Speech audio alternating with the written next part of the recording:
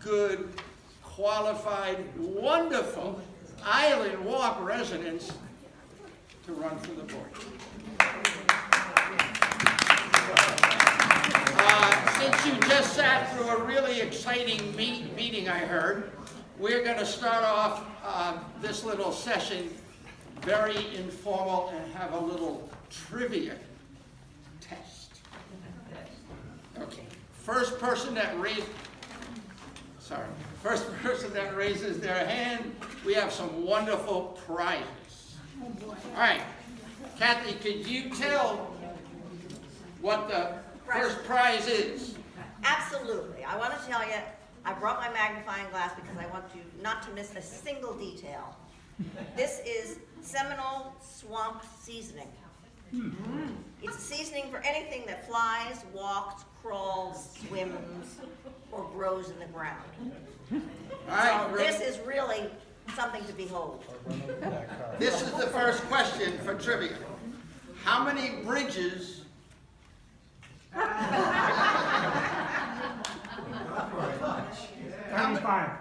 How many bridges are there in Island Walk? 25. 35. 34. Keep going. 32. 32. Yes, 32 is the winner. Betty Ann, good job, Betty Ann. Thank you. So you know if you take that, you have to. If you take that, you have to run. Wait a minute. All right, second one. Well, would you like to know what the prize is? Yes, sir. We scripted this whole thing. It's really good. The prize is Captain Redbeard's Shark Bite Garlic Pepper Sauce. So somebody's going to have a fabulous time making a fabulous dinner, but you don't need to invite me for it. All right. All right. Go for it, Bob. How many miles of lake shoreline are there in Island? Steve Hicks, what did you say? What are you chewing? 234. No. 18. Yes, ma'am. 18. Close. Give it a little bit more. 18.5. You're right. All right, we have a winner. All right, good job. 98,000 feet of shoreline. 18.5 miles. That's. Everybody knows Joe Hackey because he walks that every single day. He hasn't missed a day since he's lived here. All right, Kathy, what's the next one? The next one is Key West Spice Company's own key lime. And whoever makes something with it, please call me. All right, the question. What is small, pink, and hangs out at the Island Wall bridges? Snails. Lee, Apple snails. Snail eggs. keep going. Something before it. Something before it. Eggs. No. Ah, you won. Good job. It's Island Apple Snail. Island Apple Snail. Congratulations. Does everybody know our general manager, town manager? You know, I think you need to introduce Is it the snail or is it the eggs? You're asking the wrong guy. Snail. What is it? The eggs. It's the eggs. Okay. Kathy, why don't you introduce her? Yes. The woman who just won the prize is our new manager for Island Walk from KW. This is Downey. I think she should have recused herself from the question. She's our special guest. You know what? I would, but I love to cook. So when this came about, I said I have to try it. So I'll make something and bring it for everybody. But we are very pleased that you came. Thank you. All right, Kathy, what's the last one? And the very last This one is it. another winner. Oh my God, she is so good. Let me Kristen tell got you. all these prizes. Where's Kristen? This right is- over there. Good job. Kristen is the person responsible for the prizes. And this is Florida's seafood seasoning. Garlic butter, crab and shrimp oil. So this is a powder, you're going to put it in with all your seafood and boil it up. And the winner is going to answer this question. Do you have the question? I think you have a question. Carry How on. many lines are painted or on the lap pool? On the bottom of the pool. Yes, good, thank you. On the lap pool, 5. 5, 4. 3. Who said 3? Three. There's a winner right there! Whoa! I was going down to 2 after that.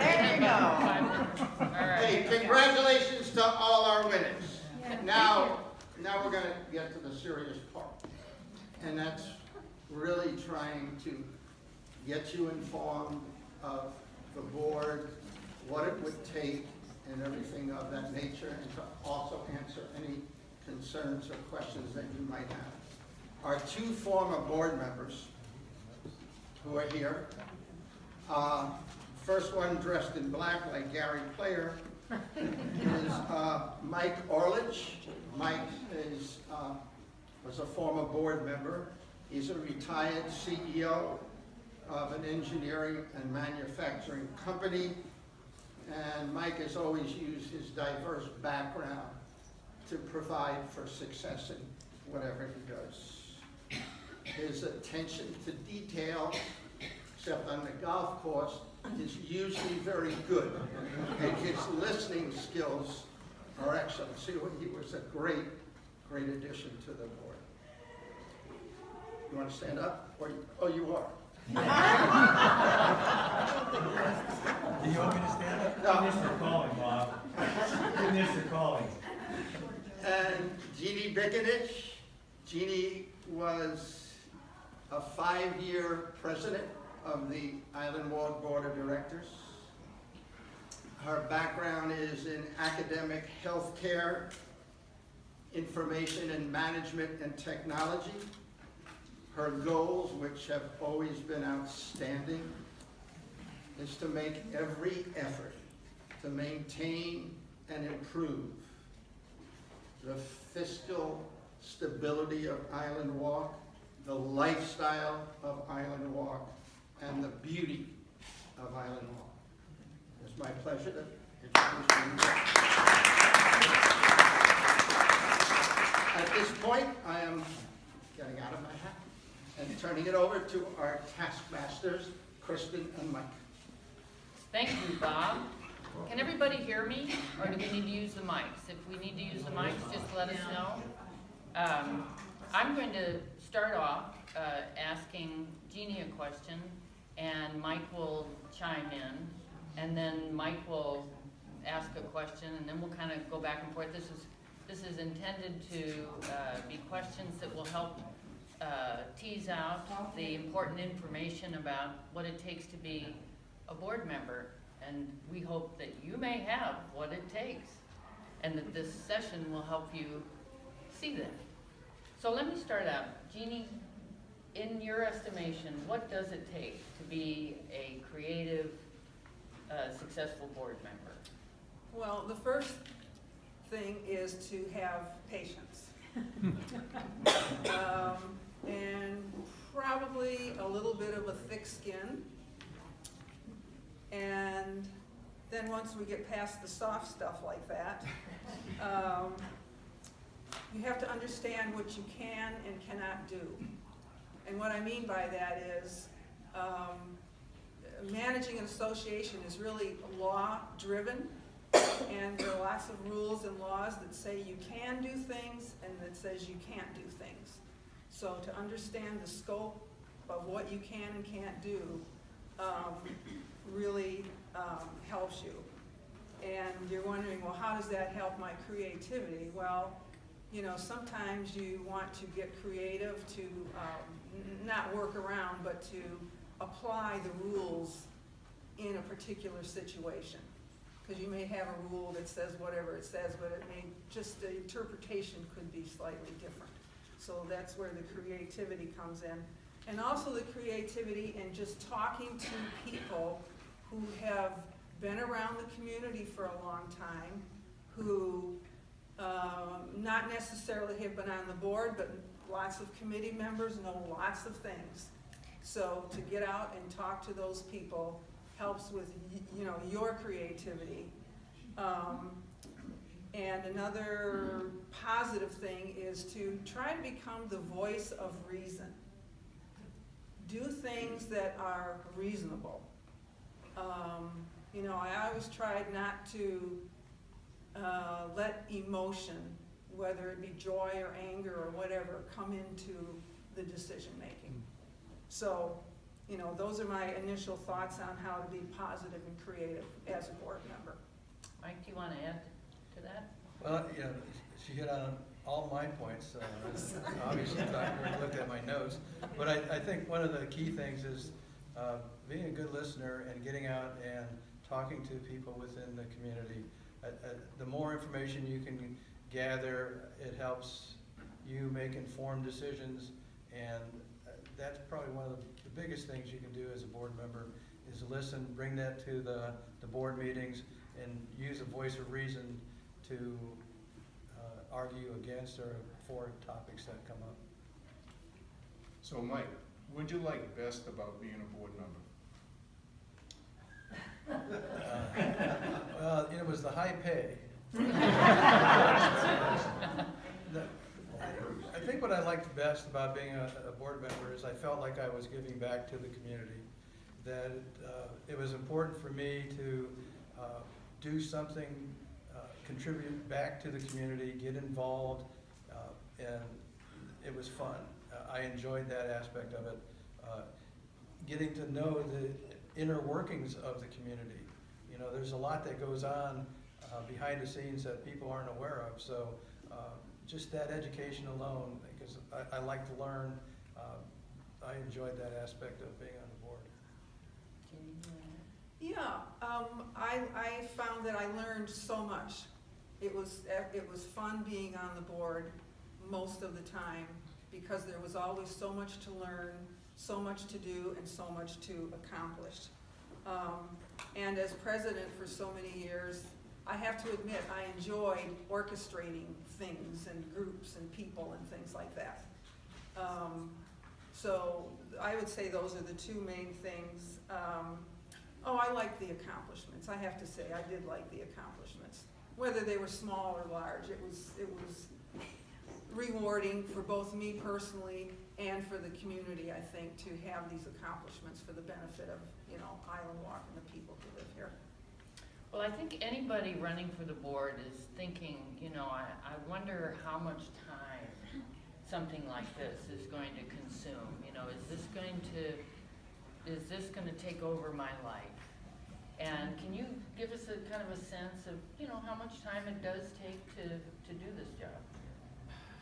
As a director, not as president, but as a director, I would say probably a few hours a day, couple, 3 hours a day, just to read the emails and think about them and, go out and talk to people.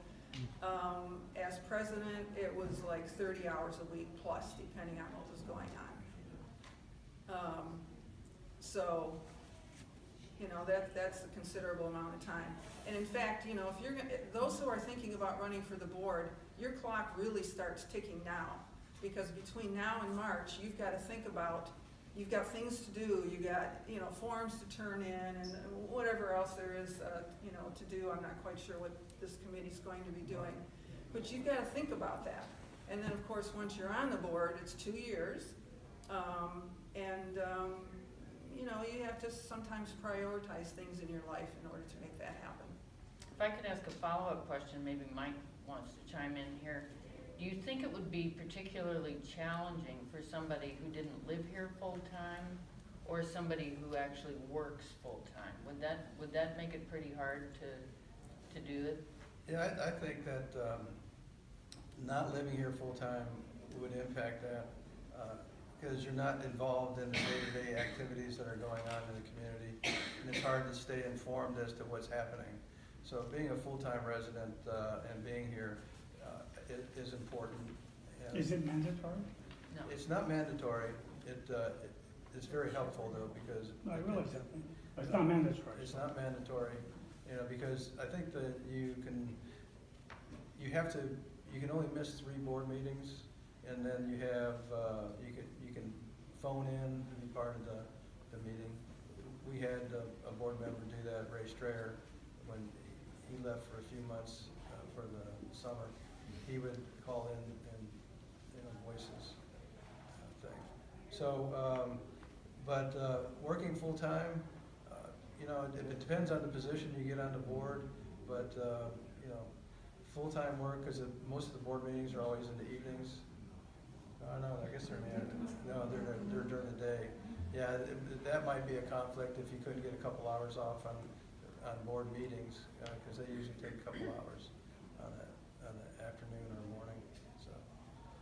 But I wouldn't let that get in the way of making a contribution to the community.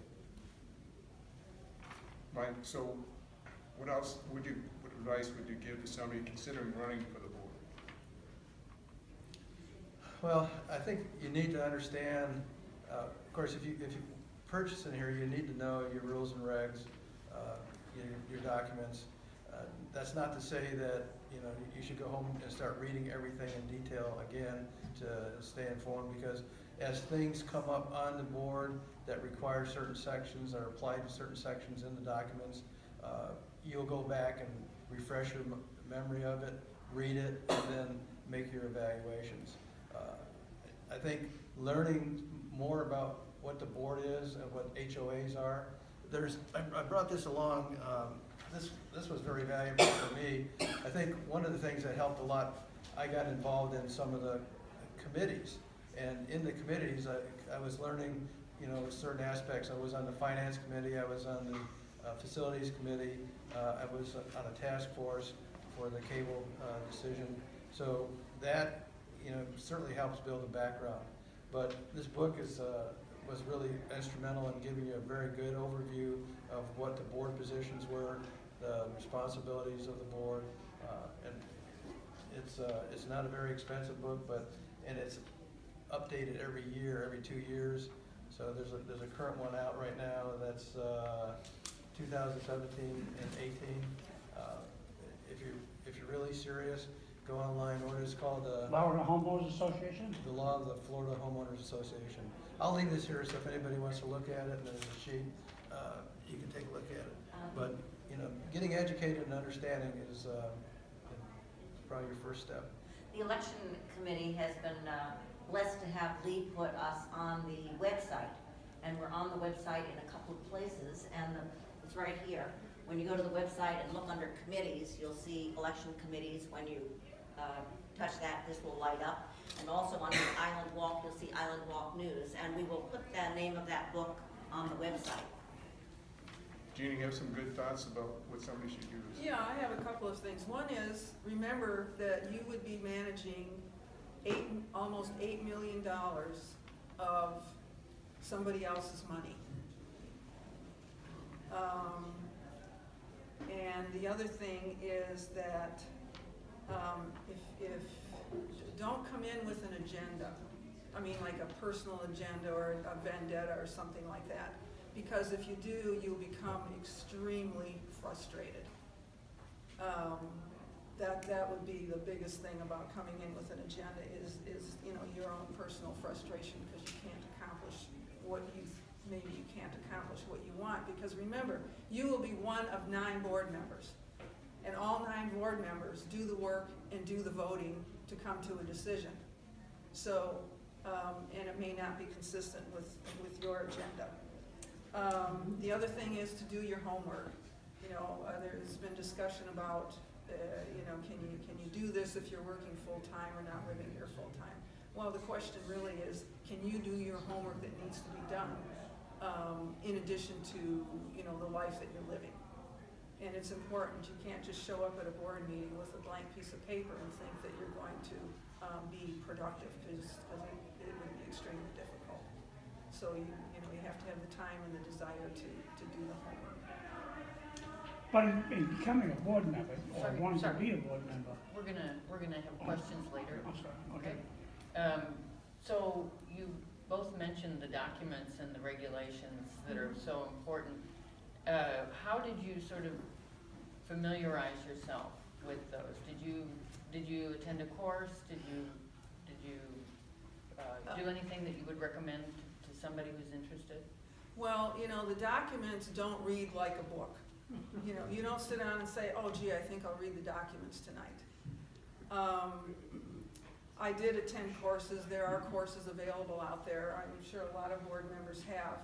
But one of the things that I did is for every topic that you know was on my list of priorities and topics and things like that, I would go through the documents or the contracts, or whatever else I needed, and find out what rules apply to what this particular session, subject is.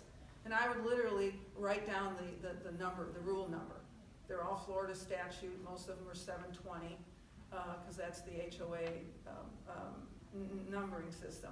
And just write down, just jot those down, because you don't remember, you don't memorize all of that. You just learn it and you document it so that when I come to that subject, oh yeah, I gotta go back and I've gotta go look at, this 3 or 4 or 5 or something. So that was my little trick to learn the documents. Mike? Yeah, and as topics come up that need to be voted on in the meeting, the board members will have plenty of time to pull the information, go into the documents, and get prepared to debate or discuss that particular issue as it pertains to the documents.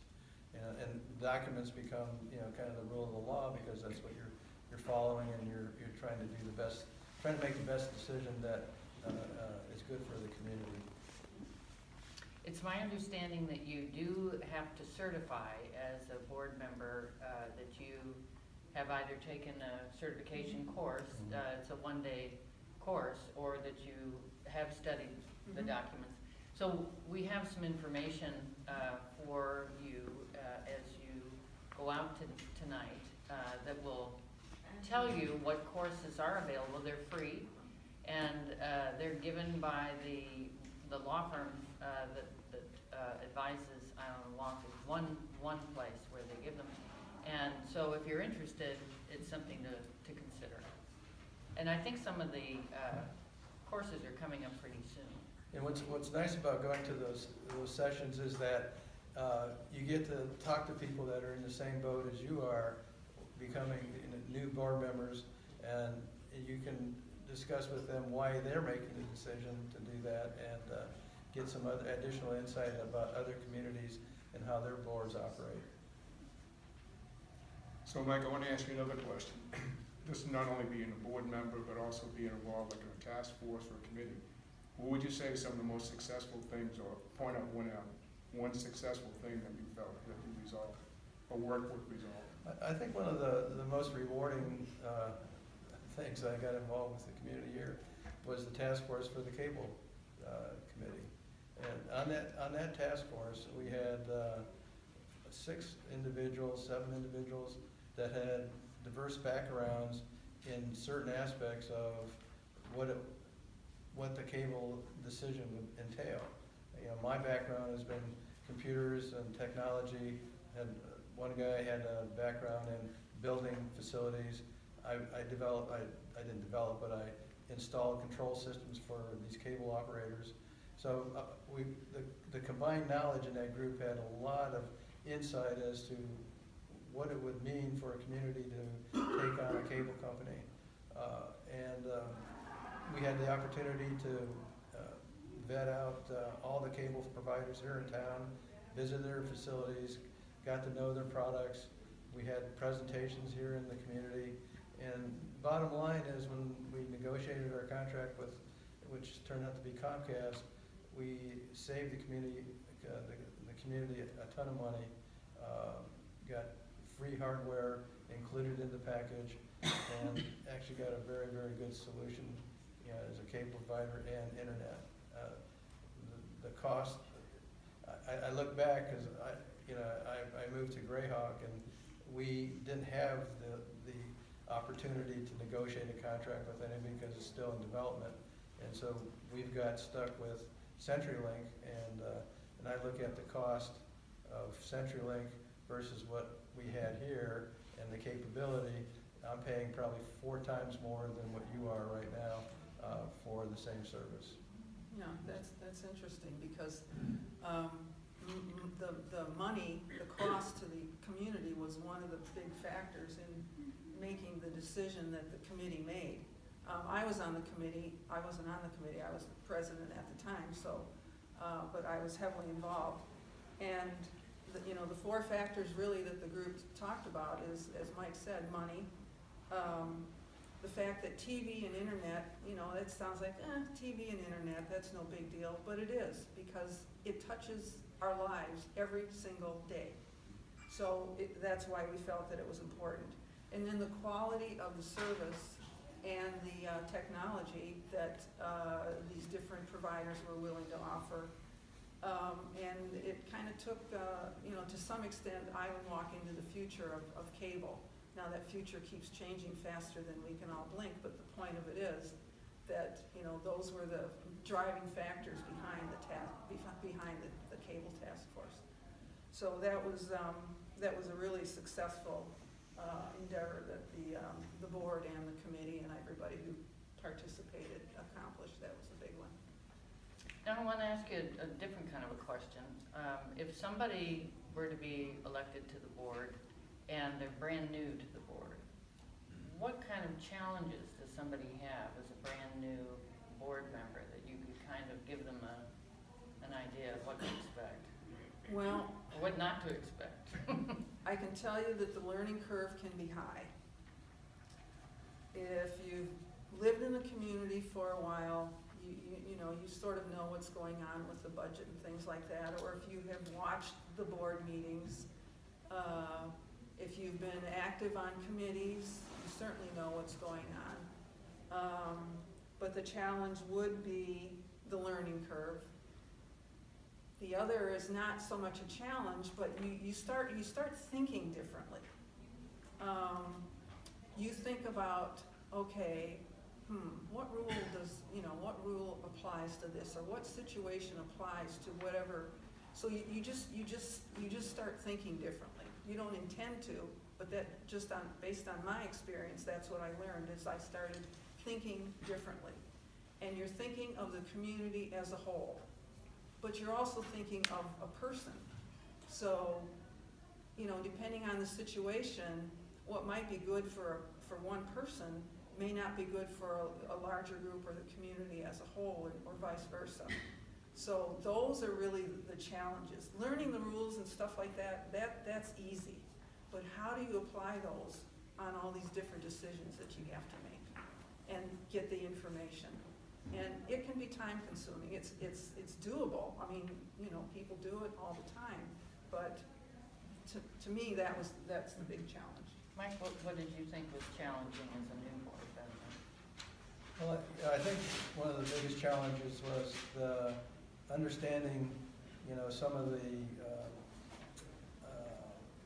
arguments that people would bring up on the board as to the for or against items, because you may have a preconceived idea of what would be good, and then you hear the opposite side, why it was bad, and then stepping back and saying, okay, I can't be black, I can't be white, I need to kind of be in the gray area. Let's really evaluate the information, and then let's try to make an informed decision that is good for the overall community. And that was challenging. So Mike, in doing that, what kind of approach or process did you use that maybe you can give advice to people here? Well, I think one of the biggest things that Jeannie talked about was if you know you're going to have a vote coming up on a particular issue, is to understand the issue, research it, get as much information as you can on it, understand the rules that apply to that particular issues, and bring that information to the meeting and be prepared to discuss the different aspects of the decision that needs to be made, and the information that's available to you. But you just can't go in there blind and think, well, I'll get all the information I need at the board meeting and I'll make a decision. And you can't go in there with the mindset that, well, I'll just ask a couple of board members how they're going to vote, and I'll vote the same way. You have to have your own voice. You are a voice for the community. And that's what I felt, was I was a voice for the community, and I wanted to make the best representation of the community for every decision that was made on that board. And you want to play devil's advocate in your mind and think about unintended consequences, because the unintended consequences are what's going to come back and bite you. do all this homework, but you didn't, you know, you didn't play the devil's advocate, or you didn't consider the unintended consequences. So you kind of have to think, I don't know, backwards or negative or something like that. I can't even describe it, to really, you know, and that's hard to do, but, you know. I call that playing scenarios, you know, to just build a couple scenarios Yeah. of if I went this direction, what would happen? If I went this direction, what would happen? And, you know, have those scenarios handy when you're making a discussion on the board, so to use that as some of your arguments that you can bring up as you make those decisions on the board. But having some scenarios go through your mind so that you can walk through some of that stuff is very beneficial. So what are the skills that somebody needs to have in order to handle these kinds of problems? Organization. You gotta be organized. You really do. Yeah, organization, the tenacity to do your homework. I don't know if you call that a skill. I guess that's a soft skill. And get things done with and through other people. Because, you know, you're one of however many people live in here, you know. So I would say those three things would, are the soft skills that I can think of. Well, and being able to research, you know, thank goodness you live in the era of technology today. All you have to do is ask Google, and you'll be surprised the information that you can gather. So being able to research topics, and even to the extent of if you have a particular issue, sometimes your searches can show you what other communities did in those particular issues. So research, finding out information is one of the things that you'll have to use more and more as you approach as you get on the board. So let me ask you another question. Would you do it again? For me, absolutely. You know, I'm in a position, you know, it's funny, when I first moved in here, you know, I was excited about the community, loved the community, and, you know, I felt the need to get involved in whatever way I could. It started out small, and I got involved in 3 or 4 different committees, and then finally decided to run for the board. But everything that I've gained in the way of knowledge of being on the board, and everything I learned while I was in that position, is stuff that I can take over to my new community. And so when it turns over and we become our own HOA, I'll definitely get involved again. Well, would I do it again? Well, I can tell you, for those of you considering, especially for the first time, after your first couple of years on the board, what you're going to say to yourself is, boy, you know, I really put in a lot of work and effort to, you know, to learn what I've learned, and this wasn't so bad, and maybe I'll do it again, is what some of you will think, because that's what I thought, you know, especially after my first year of being president. I thought, oh, you know, after the first year, I said, well, I might as well do it another year, because I put in so much work to, you know, to get here. You know, I suppose I would do it again at some point. I would never rule out not doing it, let's put it that way. So. Well, let me interject here, because, you know, one of the, you know, I can see where Jeannie's coming from the perspective of being president. I think that, you know, the way the officers are elected and for the board, the last position as a newcomer you want to put your hand up for is president. Because you couldn't do it. you couldn't do it. You don't have the experience, you know, and you're not willing to put the time in. So from that perspective, you know, I looked at when you look at the presidents and the time and effort they have to put in to prepare for these meetings, it's a lot of work. It's essentially a full-time job. But the other positions, you know, are supporting positions to help the president make the right decisions. And the more supportive you can be in that role to that president, the easier that president's job becomes. If you get on the board, you know, you'll be asked, do you want to be the president? If you're a newcomer, keep your hand down and say, well, I need to learn more, you know, so. Well, thank you, Mike and Jeannie. How about a nice little round of applause?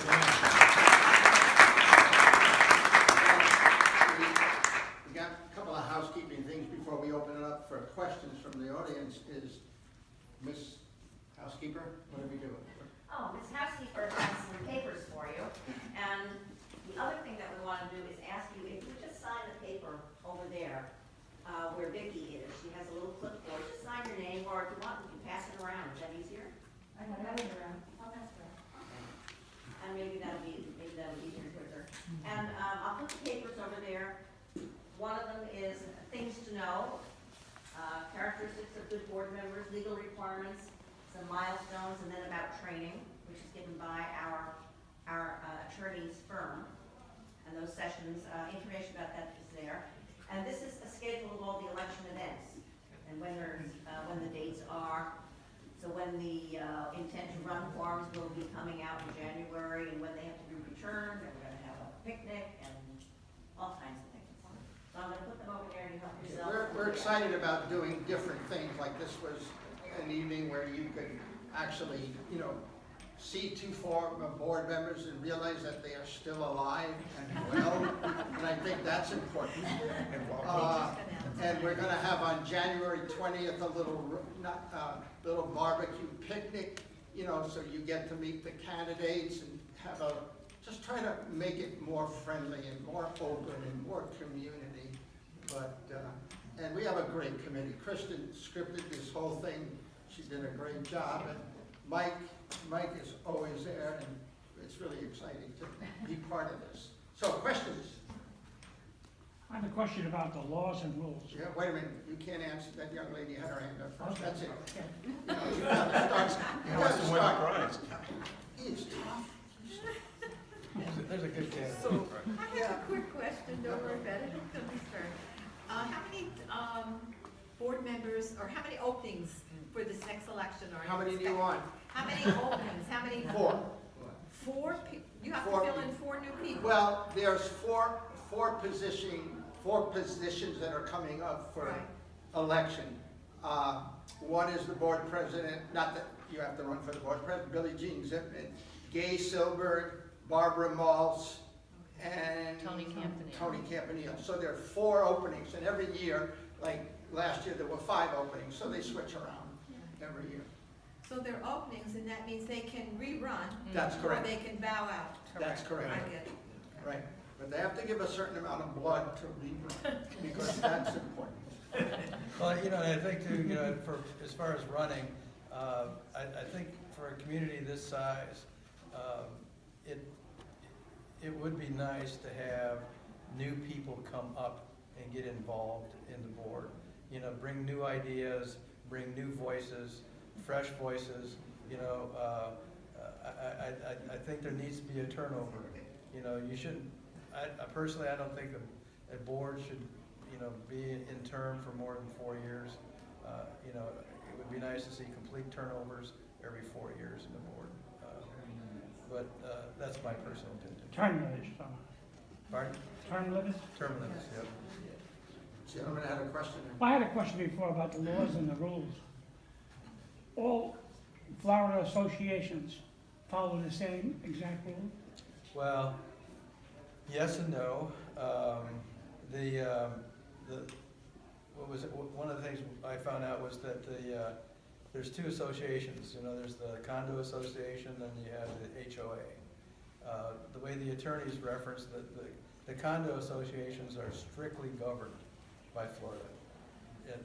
It's pretty black and white what needs to be done with condos. The HOA is referred to as the Wild Wild West. So one of the things that you'll do in the HOAs is you have the ability to kind of rewrite your own rules as long as they're still within the. But you could change the rules that are existing. Yeah, within the community, You can't. but you can't change anything that would violate Florida statute laws. Right. So, like a question, because they talk about in voting, you gotta have 51% of the households. Is that a standard rule for all HOAs? Yes, 51%. 51. And a no vote, if someone doesn't send in a vote, it becomes an automatic no vote. He's talking about But it's takes place different right between before. Concord, the Concord Right, vote. because I know association is just the opposite. They, if you don't vote, it's a yes vote. You vote to make it a no. Okay, Probably so, don't run You can for vote this. yes or you can So- vote no, but if you don't vote at all, it becomes a yes vote. Makes it more advantageous to having certain things passed. and the example that you're giving of one association has their percentage to be yes versus no, and the other is no versus yes, that's a perfect example of you've gotta read what the statute says. Right. And then if the statute allows the association To to change. be more specific or be different than whatever your documents say. Right. And to be honest with you, it's been a couple of years since I've looked at them, so, and somebody mentioned, the street reps, those percentages are different depending on various situations. So again, you've gotta read those documents to understand what the Right. numbers are. But I think in reference to changing the documents too, there's a. Oh, okay. Yeah, if you change anything in the documents, you need 90-some% of the residents to vote on it. You never get it. Well, that's probably true. Well, to change the Most people just don't declaration, vote because they're, to change the declaration, the homeowners have to vote on that. right. To change the bylaws, the board and the street reps have to vote on that. So, you know, and the legislature made it intentionally a little more difficult to change the declaration because it affects the owners, your property, and they just, it's, you know, they don't want it to be easy to change it. So, it's not undoable. I mean, it's doable. It just takes a little more work. We discussed the gate and they said the gate didn't pass. Oh, Because- I don't know. Well, whatever, it was earlier. So based on the amount of votes that came in, it's not like when you're running for office, the majority wins. It's not the majority that wins. You could have the majority of people saying yes, but it's not the But see, majority it of the homeowners. depends on what, it Right. depends on the description of the description of the population that's voting, and the street reps are different than when the residents vote.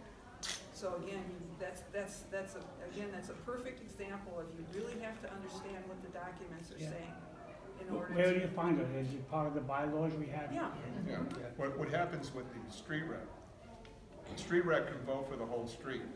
If No, you're I the don't. only one here voting, it doesn't necessarily, if you don't answer the street rep, like what happened here tonight, one area had 72 homes that voted no, but there was 55% of the people that went in that survey monkey that answered one way or the other. But the street rep, if he's representing, can make his mind. It goes down to the individual street rep. If he's voting his conscience and 50% of the place say yes and 50% says no, then he can just say it's a split.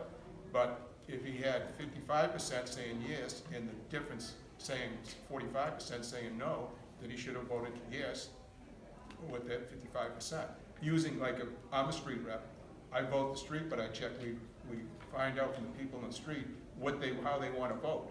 And we stand up and say, okay, we have 11 no's, we have 52 yeses, so it's.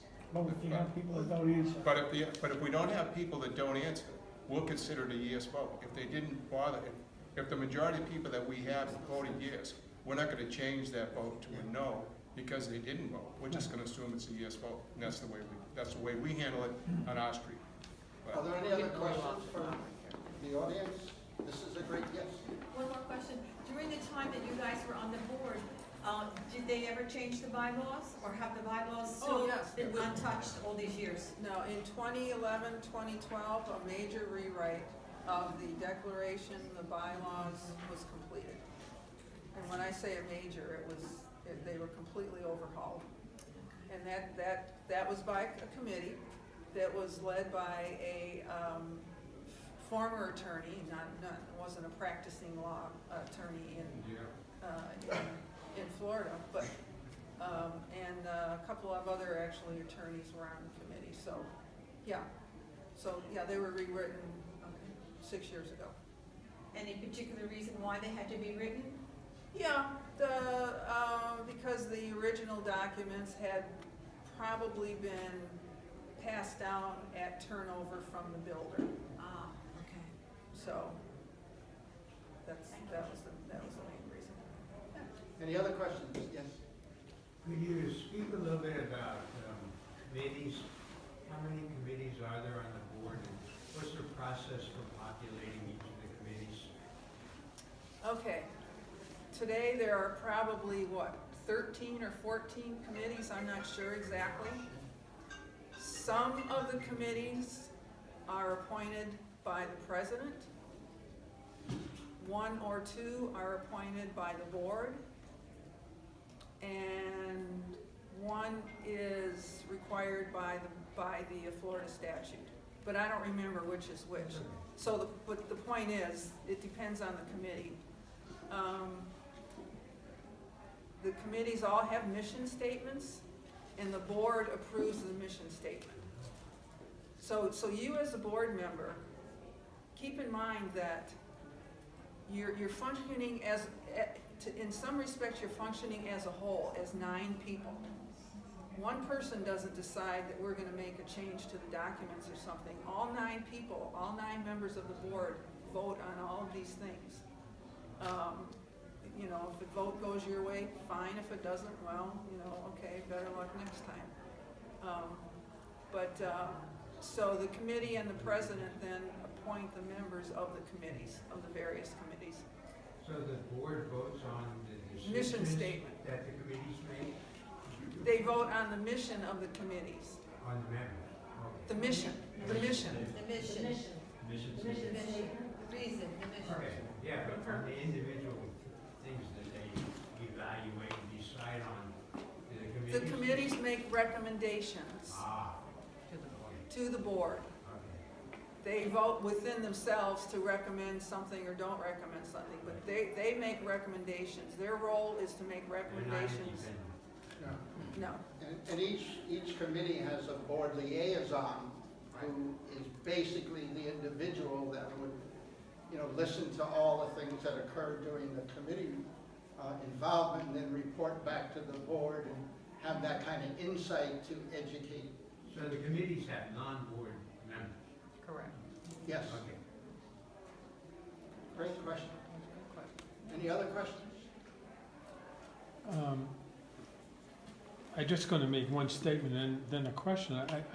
I'm listening to you talk about the training that you feel a board member should go through, and I'm thinking to myself, as a member of just being a homeowner, I feel that almost there should have been some kind of training to be a homeowner in terms of, no, in the sense of understanding this whole process, because, you know, I think you're suddenly confronted with being put in a position of making decisions, and you're not always sure, you know, what degree you know, whether you should or should you even, you know, be aware of things and so forth. So that was my comment.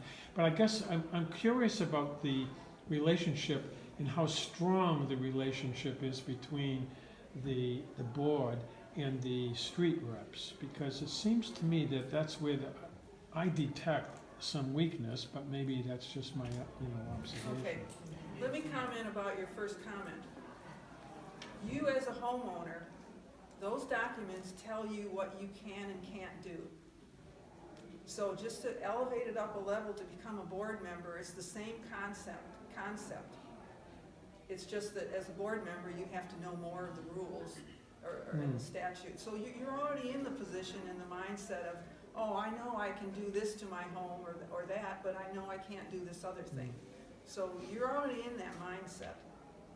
Yeah, I guess all I meant, not to belabor that point, it's just that there seems to be no attempt to say, okay, here's a group of new homeowners, let's have a meeting with those people to familiarize themselves with that process. It's sort of like you sort of said, well, this is what you ought to familiarize yourself with, but you know, who really does that? I But mean, except to some extent, those documents that you're reviewing before you buy your house, that's part of your legal process that you're going through. well, you I know, but that's wishful thinking. So, yeah, so, I mean, so who's Yeah. responsible? But But I as think far that's as a- the relationship between the board and the street reps, the street reps provide a balance to the board. Have you looked at what the street reps are responsible for voting for?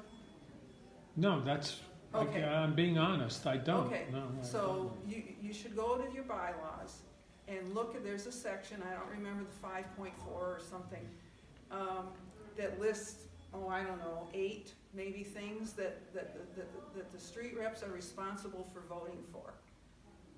And they provide, especially the monetary votes, they provide a balance to the board. So the board submits a budget. It's close to $8 million. The number doesn't matter. What matters is the threshold, is that there's a certain threshold that if the budget, the proposed budget is, I think it's 2.5%, 5%, okay. 5%, yeah. Prior, over last year's budget, then the street reps have to vote on that. There's some threshold for capital improvements. There might be a couple of us, but my point is that there's a balance. So they're not intended to be warm and fuzzy and close together. You know, they're intended to you know, be somewhat apart and independent of each other. And that's to protect, you know, the community and the $8 million that we're all managing. Yeah. So, but that's a good observation that you made. I think your question is really something that we need to really look at, you know, at the management level, in the sense of when somebody does buy, I don't know if we do welcome packages or any of that. I would agree. But to sit down and explain, to me, that would be great. So we're gonna write that down in our report and give you credit. Your street rep ought to be giving you Any your other welcome questions? pack. Okay, we have one more thing to do before you leave. Need to say thank you. Yes, thank you. No, you guys, thank you. Thank you. We didn't. All right, this is it. See that sign up over there? I want you to point to me and say, Bob, we want you to run for the board. Come on. Come on, point. All right, now hold your hand out there. Come on, hold your hand out there. All right, now I want you to look at your hand. And you have 3 fingers pointing at yourself. So don't forget where you are.